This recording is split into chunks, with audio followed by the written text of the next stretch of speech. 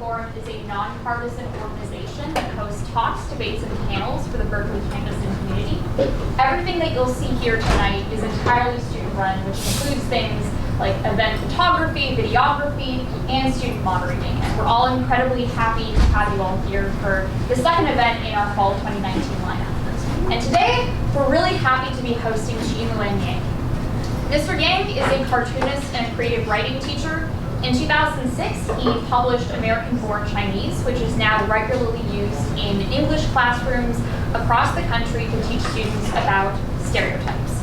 And in 2016, he was honored as the third cartoonist to receive the MacArthur Fellow grant.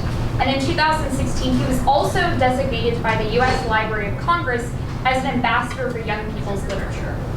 And he is also responsible for continuing the comic book series for the beloved Avatar: The Last Airbender. But most of all, we are really happy because Mr. Yang is a very proud Cal alum, and we're really honored to be welcoming him back here to Berkeley. So, Mr. Yang. Thank you.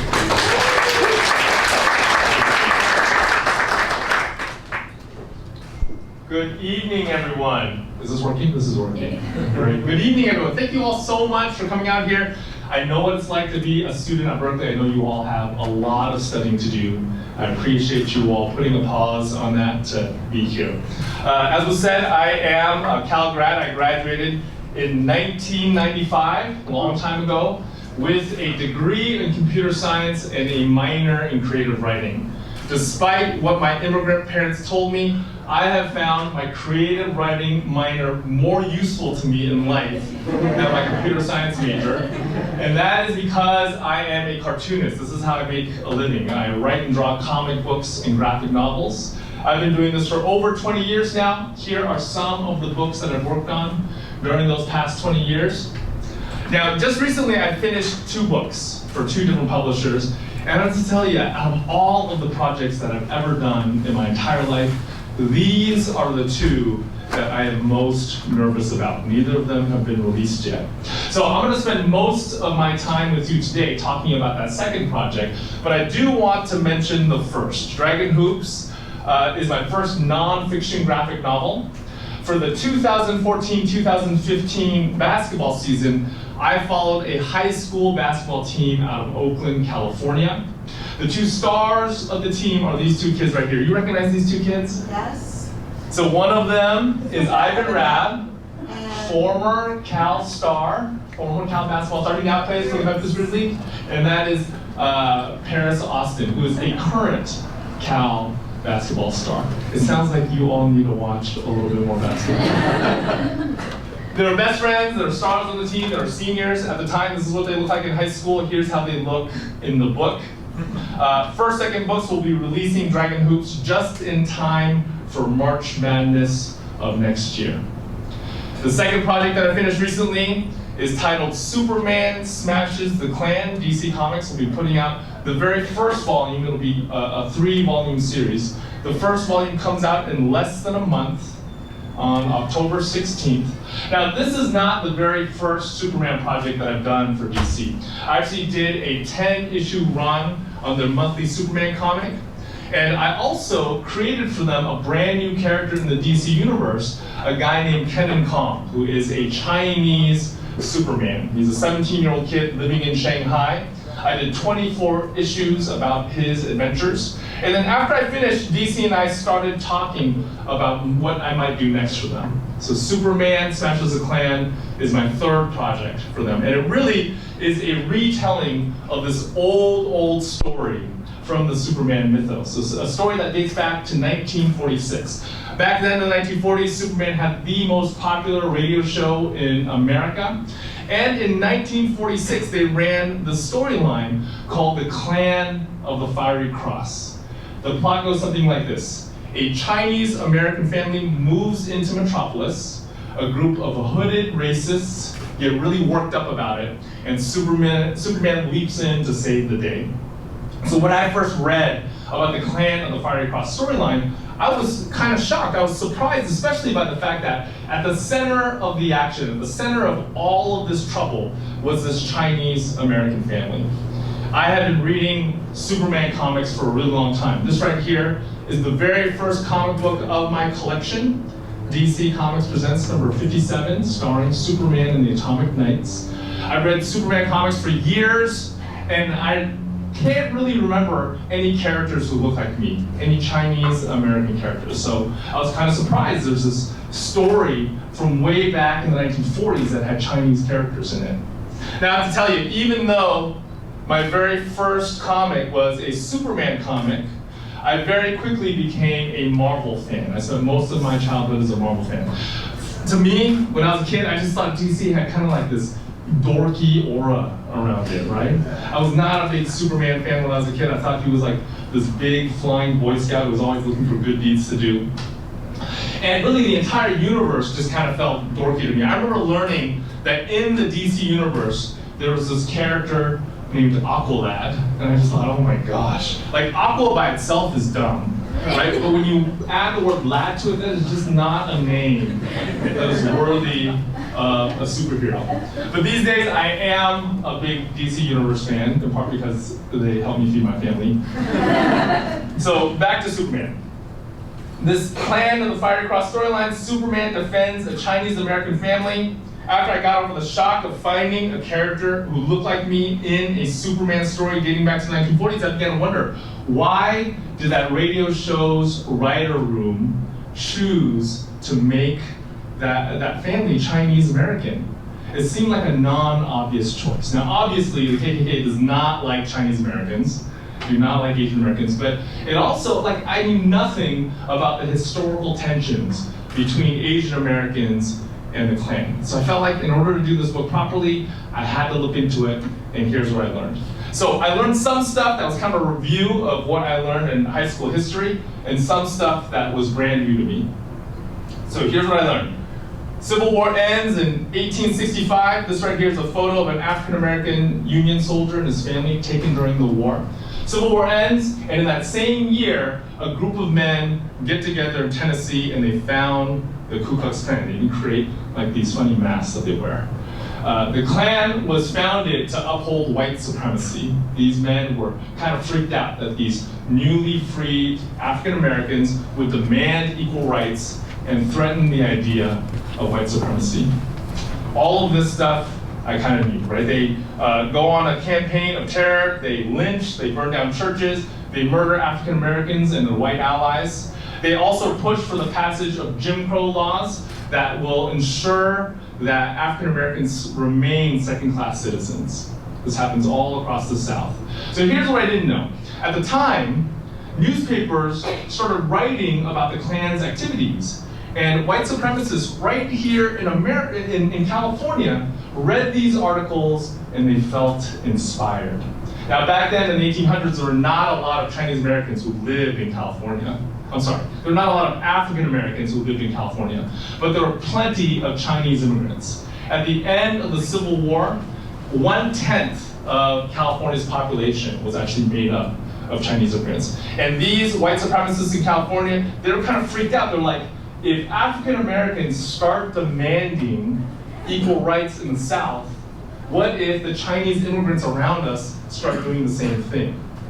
So they read these articles about the Klan and they felt inspired.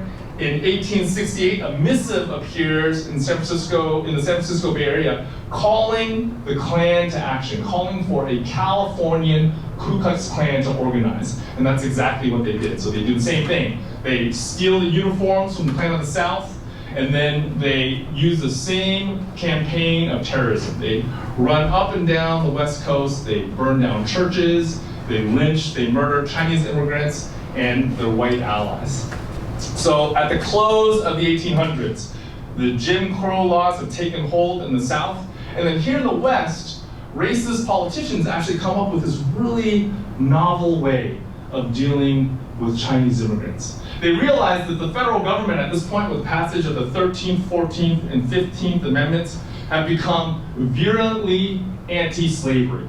So they start to argue that these Chinese immigrants, they live and work in such degraded conditions that they're actually slaves. So if America really wants to do something about slavery, they need to stop all immigration from China into the United States. Now, this is a blatantly ridiculous argument because as difficult as the lives of the Chinese immigrant workers were, they were definitely not slaves. They were not owned by other people. Even so, the argument works, and in 1882, America passes the Chinese Exclusion Act, which effectively ends all legal immigration from China into the United States for decades. So with the Jim Crow laws in the South, with the Chinese Exclusion Act for the West, the KKK no longer feels threatened. Membership begins to dwindle and they almost disappear. They would have completely evaporated, except in 1915, a movie comes out. You all heard of this movie? You've all heard of this movie. This is like America's first blockbuster. It's called The Birth of a Nation. And the representation in this movie of the Klan of the 1800s is kind of crazy. They're represented as these masked heroes. They're almost like prototypes for masked heroes that we see on the movie screen today. They're these masked heroes wearing all white, defending America against the quote-unquote threat of the newly freed African Americans. First blockbuster pulled in between $50 and $100 million, which was an astounding amount of money at the time. And it also inspired the American public to rejoin the Ku Klux Klan. People started cosplaying the Klan. They would hold parties where everybody would come dressed up in robes and hoods. Now, in this movie, the Klan is portrayed as burning a fiery cross. This was not something that the real-life Klan ever did.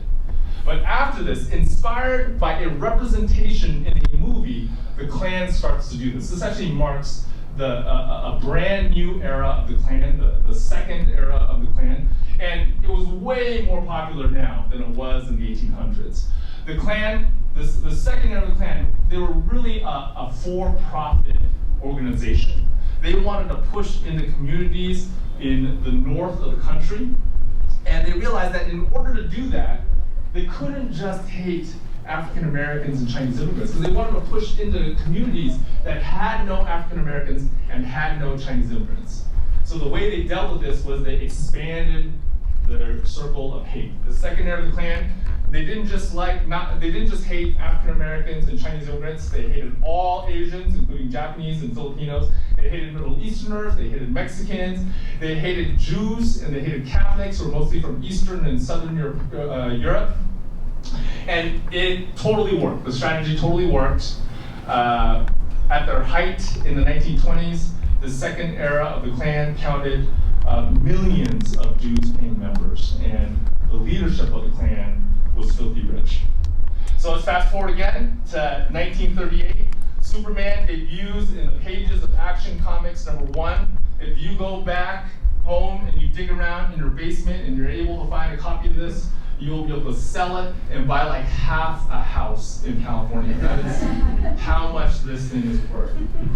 The original Superman story was something like 12 pages. It wasn't very long, but it was incredibly powerful.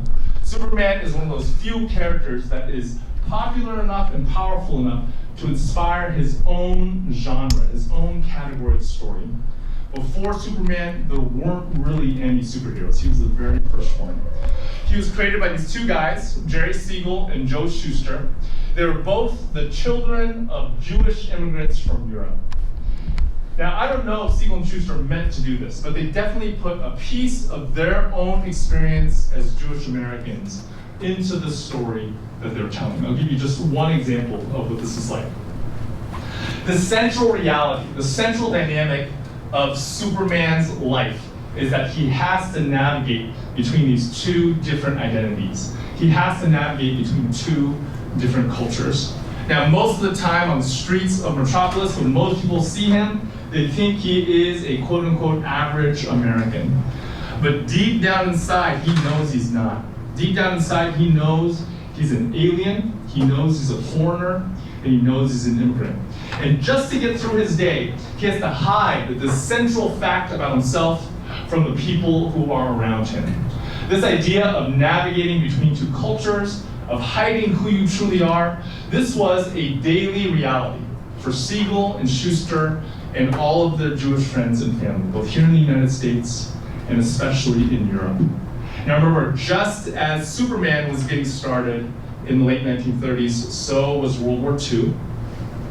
In the beginning, America tried to stay neutral. They tried to stay out of it. But then, on December 7th, 1941, the Empire of Japan attacks Pearl Harbor, and within days, President Roosevelt has declared war on all three Axis powers. America sends troops overseas to fight the Nazis, to fight this racist regime. But the troops that they send, the troops that we send, are a segregated army. They're segregated into different regiments by race. This is obviously hypocritical, and that did not escape Americans of the time. In January of 1942, just a month after Pearl Harbor is attacked, a young African American by the name of James G. Thompson, he writes a letter into a newspaper and he proposes the idea of a double victory. He says that when Americans go overseas to fight the Nazis, we ought to be fighting for two different victories. We ought to be fighting for victory against the Axis overseas, and we ought to be fighting against bigotry at home.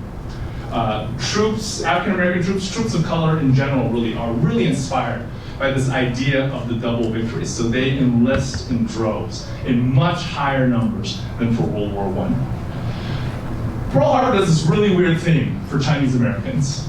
It really shifts the way Chinese Americans are represented in American media.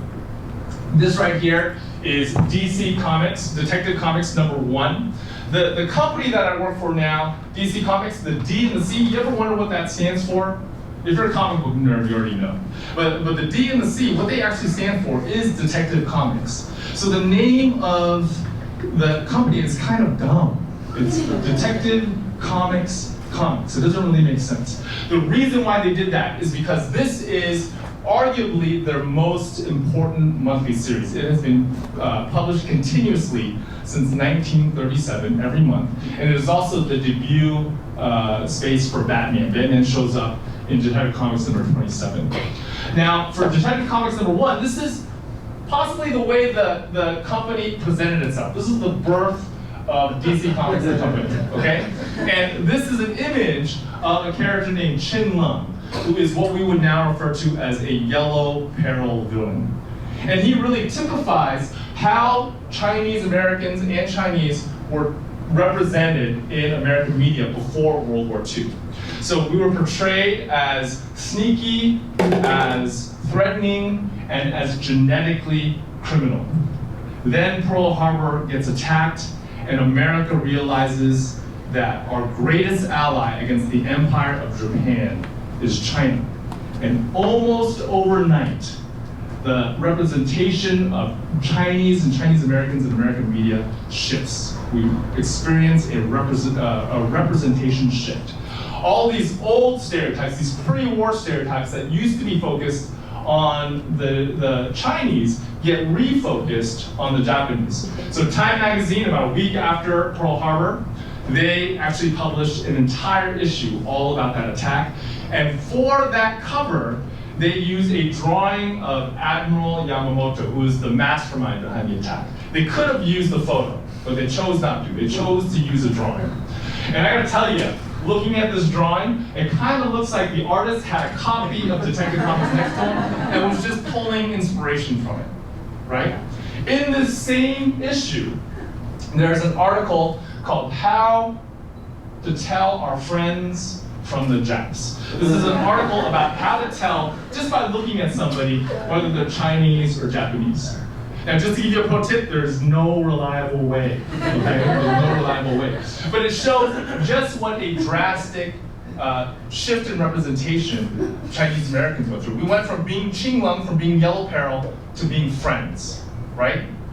And because of this shift in representation, some Chinese American soldiers were actually allowed to integrate into white regiments in the United States Army. It wasn't all Chinese Americans, but a significant number did. And this did not happen for African Americans, Japanese Americans, or other Americans of color. Throughout the war years, Superman fights Nazis. His comics sell like crazy. In the year 1940, his radio show debuts, and it's the top rated show in America. And over the course of World War II, Superman really solidifies his identity as a representation of America, of the best that America could be. The war ends in 1945, and the year before the war ends, President Roosevelt actually signs into law the GI Bill. This bill offers returning veterans all sorts of benefits. It offers money for college, it offers loans to start businesses and to buy homes, and it contains no language about race at all. So veterans, especially veterans of color, they start returning home with this real sense of hope. They feel like this double victory that was sort of announced at the beginning of the war was finally coming into focus. It looked like it was going to become a reality. Not everybody was happy about this. In May of 1946, a guy named Samuel Greene, a Grand Dragon of the Ku Klux Klan of Atlanta, he leads a group of men up Stone Mountain, and they have this initiation ceremony. So Samuel Greene, up until this point, had been with the Klan for a decade, and he watched the Klan collapse. So the Klan collapsed before World War II. The second era of the Klan was over, largely because of internal corruption. One of the Klan leaders was convicted of larceny, another one was convicted of murdering his secretary, and the whole thing just kind of went away. So he wanted a third era of the Klan. And this initiation ceremony was supposed to announce to the world that this was going to happen. He really wanted American media to cover it, and they did. These photos right here are actually from a 3-page spread in Life magazine, which was one of the most popular magazines in America at the time. So the second era of the Klan was kickstarted by a story told on the screen. The third era of the Klan would actually be stifled by another story, a story told through the radio. So the Superman radio show at the end of World War II, Superman had been fighting Nazis up until this point, and they're like, Nazis got defeated in real life, we need new villains. So that writer's room began a debate. Who was a threat to peace to post-World War II America? Nobody is sure who. There's a lot of argument about this, but somebody came up with the idea of using the Ku Klux Klan, and this was a very, very controversial idea at the time, because back then, in some communities in America, the Klan was not seen as a terrorist organization. They were actually seen as an organization that upheld the morals of the community. They knew they were going to get pushed back. But in the end, they decided to do it. In June of 1946, on the Superman radio show, the Lee family, a Chinese American family, moves into Metropolis. The Klan of the Fiery Cross gets really worked up about it. They burn a wooden cross on the Lee family's lawn, and Superman jumps into action. A lot of that backlash that writer room anticipated actually happened. They got death threats from the New Jersey Klan. Do you know there was a New Jersey Klan? There's a New Jersey Klan. They got threats of boycott all across the South. But they also got a lot of praise. And in the end, their listenership soared. They won a bunch of awards, and the show ended up being more popular than ever. And this was probably the most important thing about this show, is that storyline dealt a blow to the real-life Klan. After being portrayed as these hateful and bumbling idiots on a children's show, the Klan just did not enjoy the same type of respect that it had in its second era. Membership completely dropped. It wouldn't rise again until the Civil War era. And really, a lot of mainstream newspapers and media turned their backs on the Klan's supposed respectability. So it was a huge PR blow. DC Comics also made their premier hero. Through that storyline, they made their premier hero this immigrant from another culture.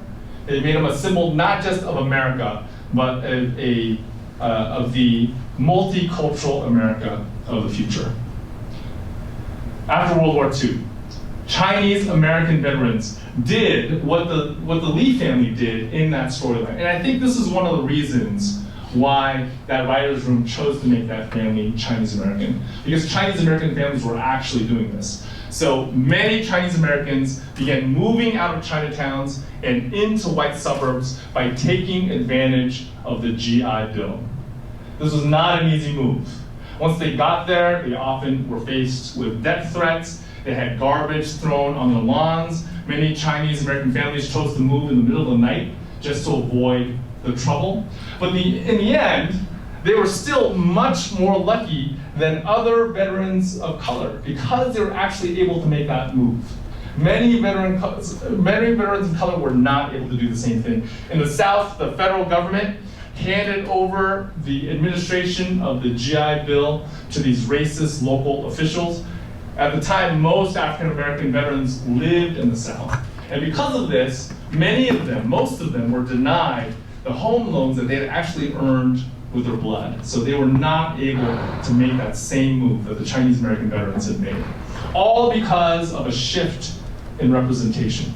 The Japanese Americans as well, they spent most of the war years in internment camps, and even after they got out, many of them were not able to recover their homes or their businesses. So they started again from nothing.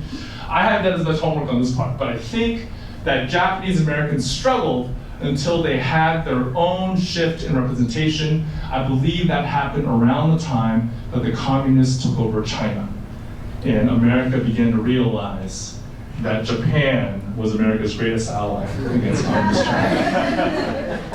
All of this ties into my own personal history. This right here is a picture of me with my parents when I was about 3 years old. Probably the cutest picture of me ever taken. A little bit downhill after this. Now, my parents are both immigrants. My mom was born in mainland China, my dad in Taiwan. They came over to the United States in the 1960s. They got their graduate degrees here. They both became technical people. My dad was an electrical engineer. My mom was a programmer. And they worked hard. They worked hard. They built a good life for my brother and for me. Now, they were able to achieve all of this. We went to good schools. We went to good colleges. We now have good careers. They were able to achieve all of this not just because they worked hard. And believe me, they worked hard. They worked much harder than I ever could. Okay, I don't want to take anything away from that. But they were able to achieve everything they were to achieve. They achieved not just because of their hard work, but also because they came 2 decades after that shift in representation that happened for Chinese Americans at the beginning of World War II. That's why they didn't move directly into Chinatown. That's why they were able to move into other communities, right? So how we are represented actually affects where we can live, what jobs we can have, who we call our community. Even though my parents found some measure of acceptance from mainstream American society, life was definitely not perfect. My dad was an engineer, worked in Silicon Valley in the 70s and 80s, and if you talk to Asian American engineers from that era, they will tell you the same stories. They'll tell you about how they had to work twice as hard for half as much much money and for half as much respect. They would talk about getting passed over for leadership opportunities again and again and again.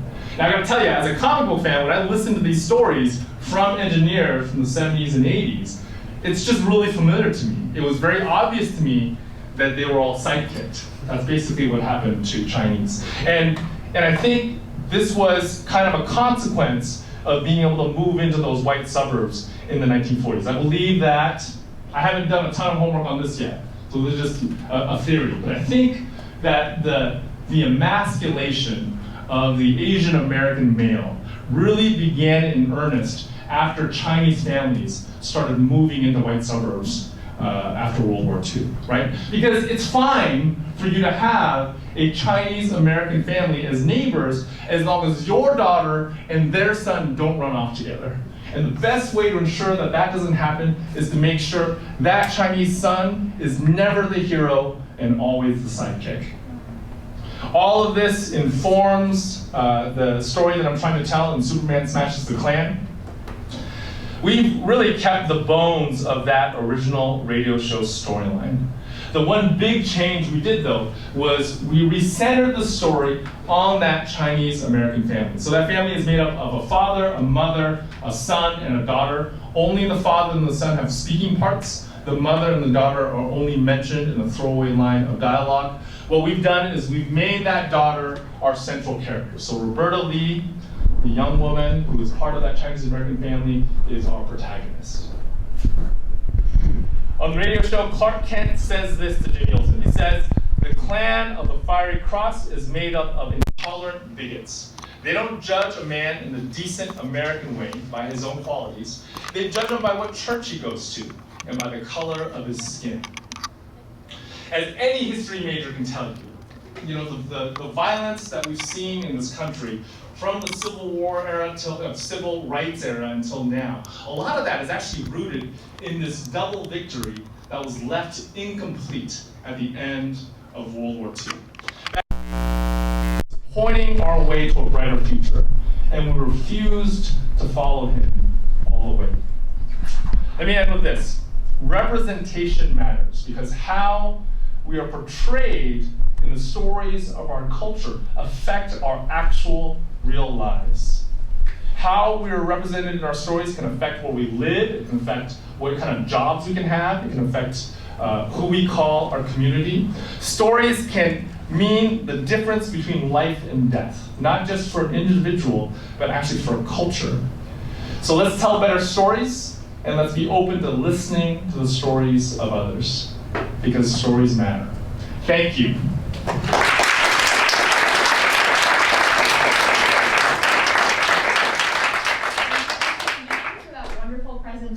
At all of our events, we always have a moderated portion where a student from the Berkeley Forum draws out a conversation with the speaker. So I'd like to introduce our moderator for tonight, Gene Luen Yang.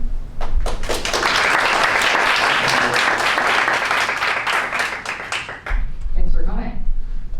Thank you for having me. Okay. Can all you guys hear me? Yep. Perfect. Let's start with your graphic novel, American-Born Chinese, which has been promoted by a lot of people as an education tool to help students understand issues linked to racial stereotypes or cultural identity. What do you see as the role of non-traditional media in the future to help students understand issues pertaining to cultural identity? Well, for American-Born Chinese, one of the reasons I wanted to do it was because one of the reasons I wanted to do it as a graphic novel was because I wanted to use both images and words, because I think they kind of affect you in very different ways, right? I think words tend to, you can definitely have words that are emotional, but they get to your emotions through your brain. Like you kind of think about them before you feel them, you know what I mean? But pictures, I think they can put an emotion directly into your gut. And I think a lot of us who experience racism when we're young, it doesn't go through our brain, it just goes directly into our gut, right? So that was one of the reasons why I wanted to portray the Cousin Chinky character in American-Born Chinese. If you haven't read it, Cousin Chinky is basically a living embodiment of all the negative Chinese American, Asian American stereotypes that I could think of. I wanted, like when you flip to his page, the page where he shows up, I wanted that to feel like a punch in the gut. And I felt like it was easier to do that in picture format than in word format. You touched a little bit on, upbringing and how you faced a certain amount of discrimination. And you've also talked in the past, growing up in your hometown of Saratoga, how you saw the transition from a majority white city to a predominantly Asian American one. How has that experience affected the way, you see discrimination and informed your work in general? Yeah, I think a lot of us are kind of rooted in the hurts of our childhood, and I think that's totally true for me, A lot of my work is about Asian American identity because it was such a point of pain when I was a kid. I remember going through a long period, it felt long, it was probably only a couple of years, but when you're a kid, every year feels long. A long period where I was like really ashamed of my parents. Now, every kid in America, I'm sure, is ashamed of their parents, right?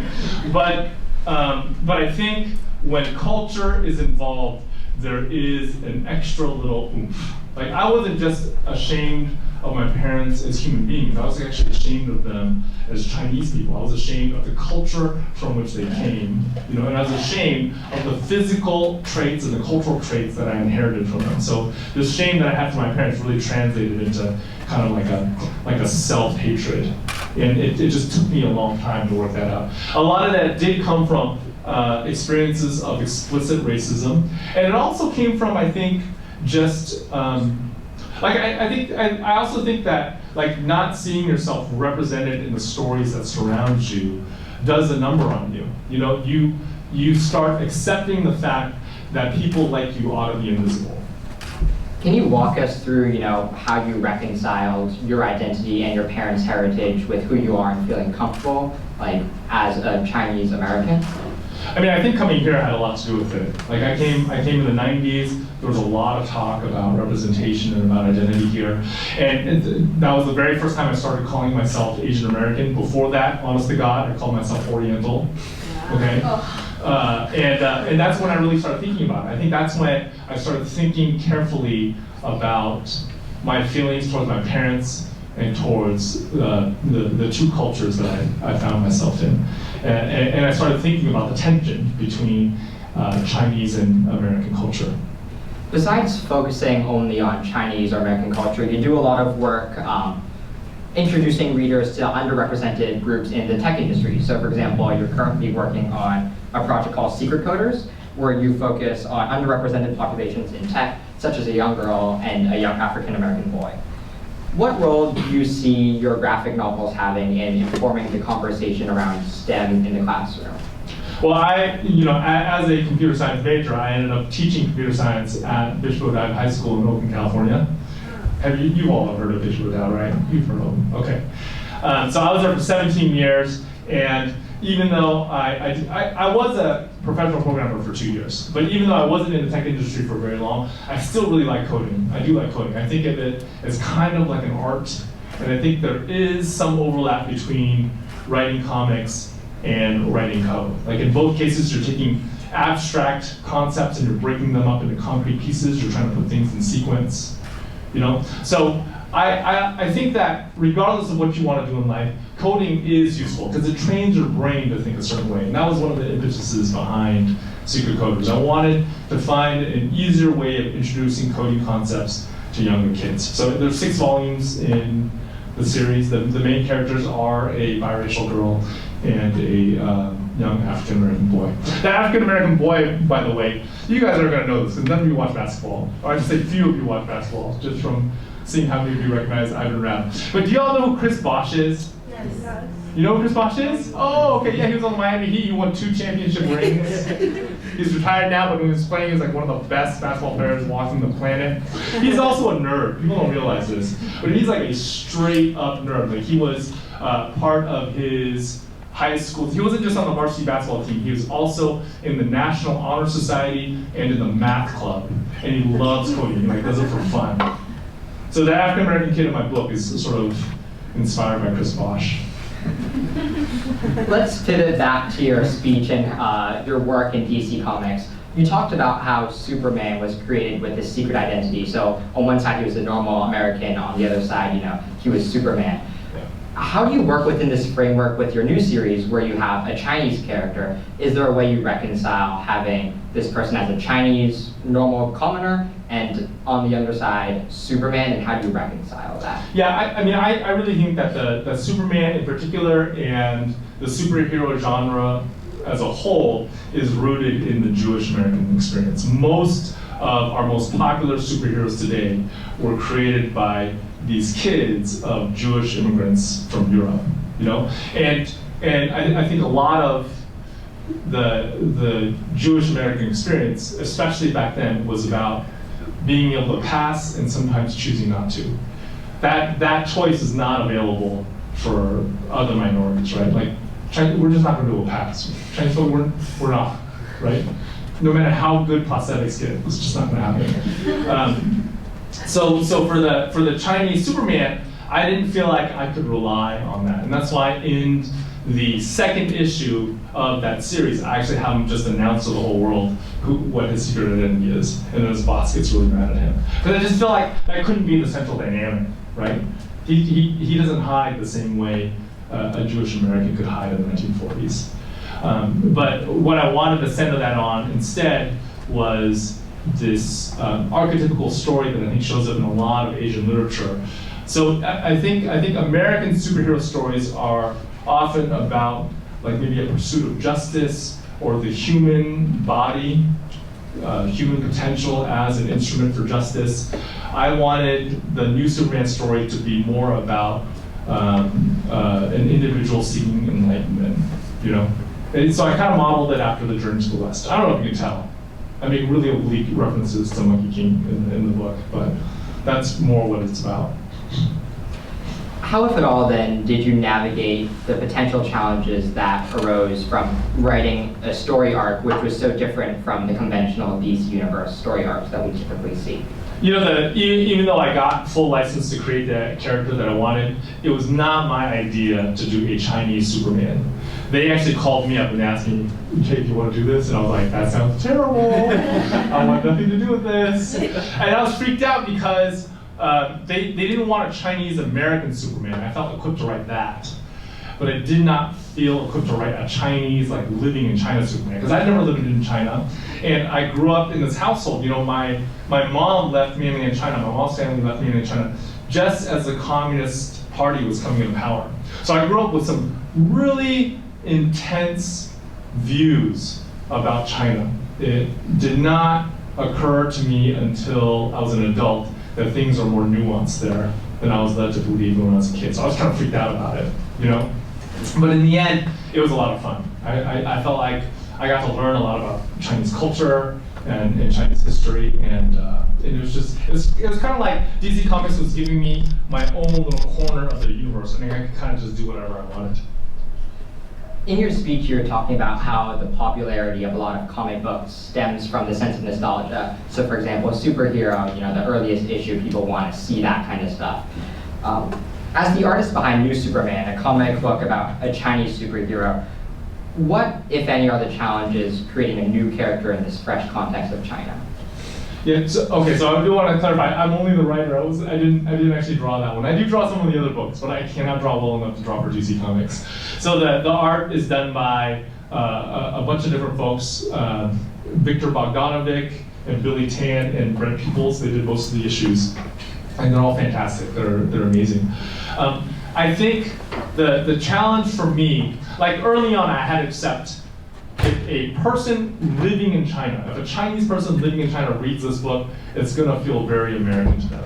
I had to accept that this was a story set in China, but the sensibilities would be American because I have American sensibilities, and I can't really run away from them. But I do feel like, you know, I just saw a lot of American superheroes are actually rooted in myth. Like Wonder Woman is rooted in Greek myth, you know, and even Superman is rooted in this Kryptonian myth that was kind of created around him. So I wanted to root the Chinese Superman and his supporting cast in myth. So I do have a Chinese Wonder Woman.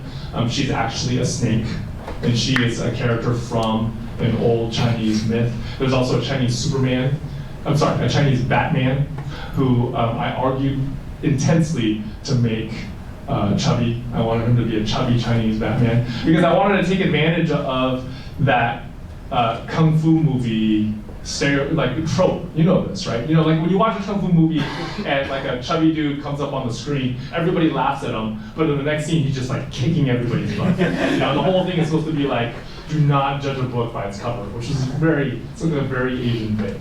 So I wanted Chinese Batman to do that. And it took a long time, but they totally let me do it. So I'm super excited about that. I feel like there are not enough chubby Asians in American culture, right? There's like the kid from Up. Yeah. And then that's it. What else is there? Oh, Poe. For the sake of time, this will be my last question before we transfer into the audience Q&A. We've talked a lot about, you know, your hometown of Saratoga or like on a national level. If we could just elevate this to an international level and talk about some of your work that's been published in, say, Brazil, Norway, or Czech Republic. How, if at all, have you changed the way you write, or if at all, the way you request for translations when catering to, you know, vastly different Wait, so how did you, I didn't know I was published in those Really? Well, countries. How did you figure that out? We did our research, I guess. Awesome. So I have to tell you, this is bad of me, but every now and then, my publisher will send me like a box of my books in some other language. And in the beginning, I was like, oh, this is awesome. And I'd look up what language it was. And after a while, I just put the boxes in my garage. So I didn't know. That's awesome, bro. That's awesome. That's really incredible. Yeah. I'll go home and I'll look at those images. I'll look at those. Those books. Yeah. Well, that's all we have. Let's transfer it over to the audience. Sure. If you do have a question, please raise your hand and I will try and call on you. If you do ask a question, please remember to keep it concise and speak up. Any takers? Yeah. Yeah, I'll start. Two very small things. One, the Nazis apparently realized the metaphorical threat of Superman because at the time they called him Super Jew. Which of course they meant as an insult. And That's great. yeah, That's great. And obviously I have not dealt with the representation issues that you brought up here specifically, but I want to compliment you on your writing of Mr. Terrific. Oh, thank you. Yeah, I'm an atheist as he is, and that's another representation issue, and I think you're doing a very good job with it. Thank you. Thank you. Yeah, so I'm not an atheist, but I definitely have a chunk of my brain that's atheist. So I rely pretty heavily on that chunk of my brain when I'm writing Mr. Perfect. And that's actually one of the things that I love the most about him. You know, he's in this universe where God is actually a character that has shown up in, like, I don't know, I think he's shown up in Superman and he's shown up in a couple others. But so I had to think through what does it mean to be an atheist in the DC universe, right? I think it's about what you think is at the bottom of reality, whether it's a deity or whether it's just rules. So. Yeah. Hi, one, thank you for coming so much. I really enjoyed it. My question is, I know you did the comics and the comics search for Avatar: Last Airbender. I was wondering, what was the process like to write the storyline that was originally like in a TV show format? So you're an Avatar fan, I'm guessing? Can I ask you what nation you're a part of? Oh my god. I mean, I don't know what name. I can't like Earth maybe, but I love Toph. Like Toph is like my favorite character.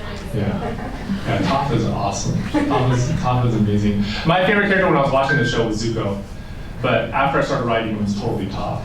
Because she's the easiest to write. She's the easiest to write. Anybody can write her. You just like close your eyes, you imagine her mad at you and yelling at you, and you just write down what she hears. Yeah, totally. So it was awesome to continue that. You know, I've really worked in two different pre-established mythologies, right? Like I've done stuff in the Superman arena, and then I've done stuff in the Avatar arena. And I think the big difference between the two is I still have access to the creators of Avatar.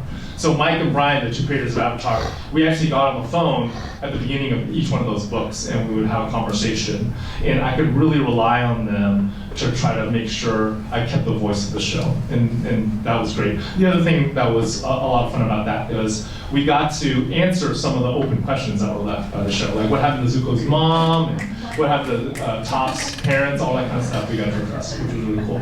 For Superman, don't have access to the original creators, and even beyond that, that character is so old that he's gone through multiple different eras. So every Superman writer has to choose what he wants to pull from the different eras.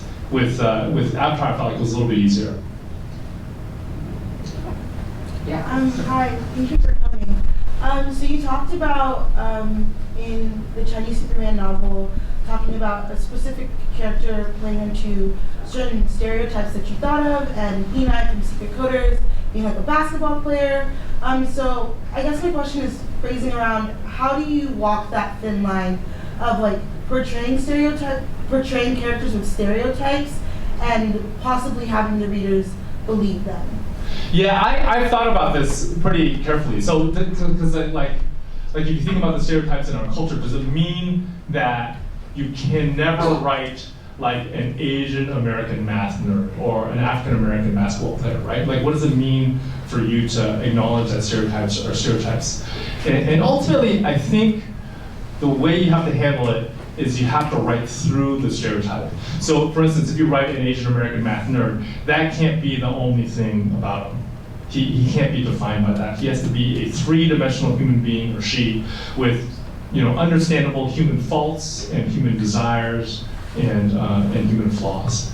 So that's I mean with any, the way I tried to handle it was I tried to actually base him off of a real three-dimensional human being with Chris Bosh. So I read a bunch of stuff about Chris Bosh and his family, and I tried to put all that in there. This question is about pursuing art as a career. I guess when you're getting started, how do you overcome sort of parental disapproval and like finally believe that you have something of value to say. Wait, are your parents immigrants? Yeah. Okay, I'm sorry.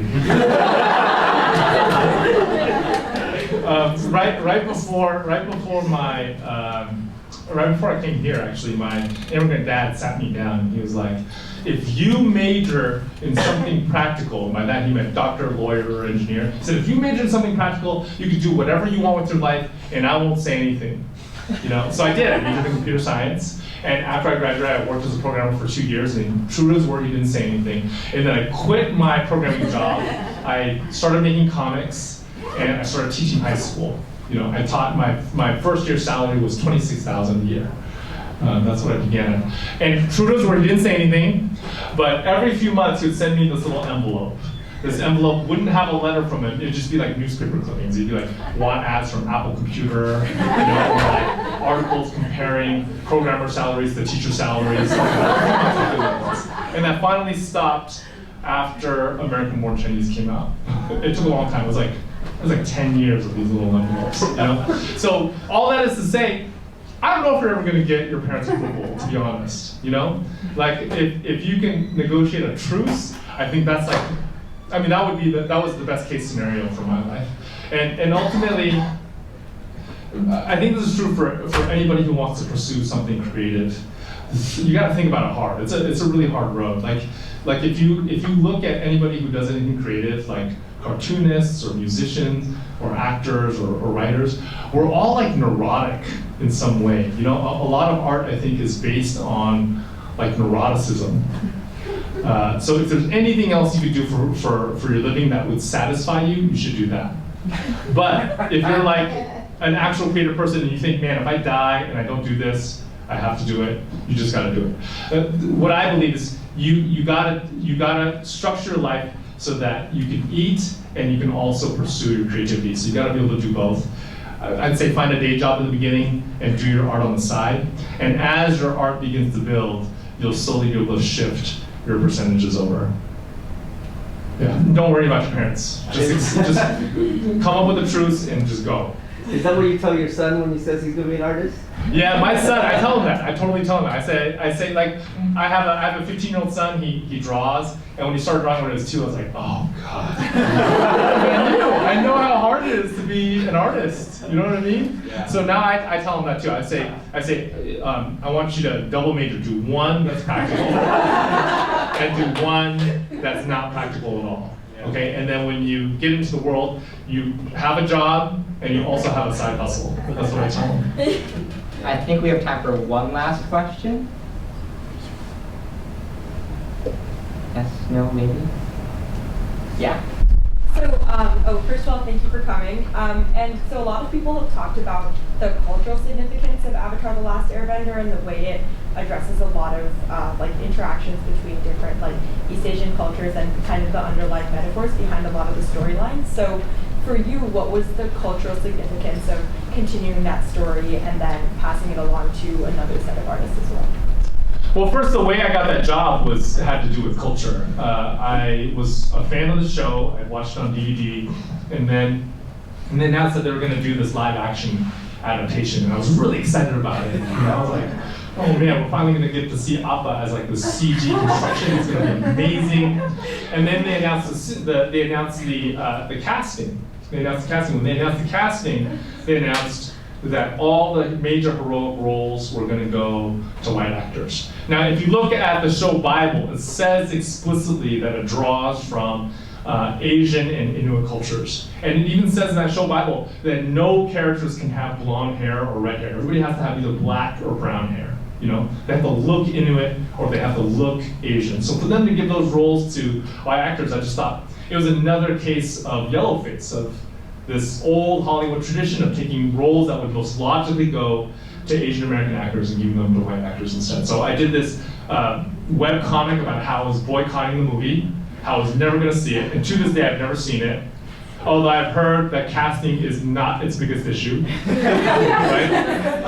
And I posted it up on the web, and then when they decided to do these Avatar comics, the editor assigned to that project had read that web comic and knew I was familiar with the series and called me up to ask me to do it. So I actually got that job by complaining. You know? And that's why I always tell people, you should complain. If you're mad about something, complain, you might get a job. You never know. But I think what that show meant for me as an Asian American was, I felt like, you know, it was created by these two white guys, but they were white guys that did their homework. You know, they approached the world with a degree of humility and a degree of willingness to do homework, and it really shows. I felt like most American shows, they get their animation done overseas, right, by either Korean or other Asian companies, and they just send the stuff over and they draw it and they bring it back. Mike and Brian, they actually involved those Korean animators that they were working with. They asked them to do character designs and costume designs. They asked them to check them if anything felt wrong, you know. And I think all of that kind of shows. So to me, it felt like a quintessentially Asian American show. It was like this blend of East and West, you know. And that's why, like, I wanted to continue that as comics as well. So we try to root a lot of our storylines in actual things in Asia. So for instance, in the first volume, in The Promise, in order to figure out how to write that, we looked at what happened to Japan, which is the real world analog of the Fire Nation after World War II, and we wrote out of that. Cool. I think that's all the time we have. Thank you.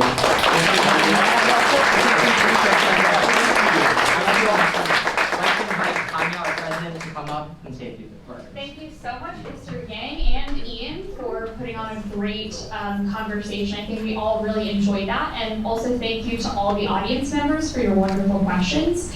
At all of our events, we always like to gift our speakers awesome. with framed posters, and this event is no exception. Thank you so much. Thank you very much.